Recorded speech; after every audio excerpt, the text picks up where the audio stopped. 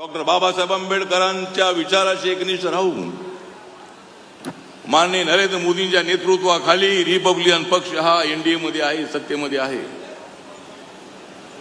आणि तिसऱ्यांदा मी नरेंद्र मोदी सरकारमध्ये मंत्री आहे.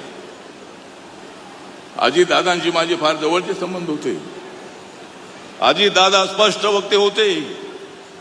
एखादं काम होत नसेल तर ते नाही म्हणून सांगणारे अजितदादा होते आणि होणारी कामं ते करत होते.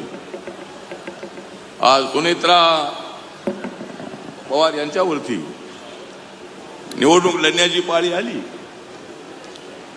आणि आज त्या मैदानामध्ये उभे आहेत अजितदादांचं अपूर्ण राहिलेलं काम पूर्ण करण्यासाठी.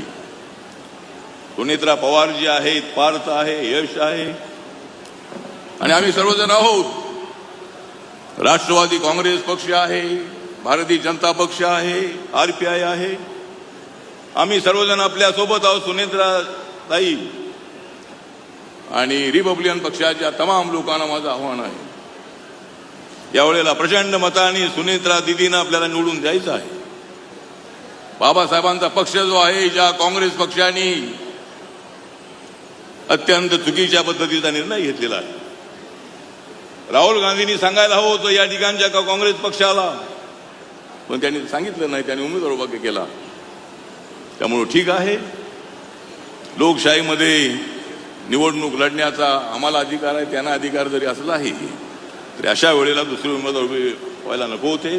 पण ठीक आहे, माझा जो पक्ष आहे रिपब्लिकन पक्ष, बाबासाहेबांच्या विचाराचा पक्ष, छत्रपती शिवाजी महाराजांना मानणारा पक्ष, महात्मा ज्योतिबा फुलेंना मानणारा पक्ष, या पक्षाचा सुनेत्रा ताई आपल्याला पूर्णपणे पाठिंबा आहे.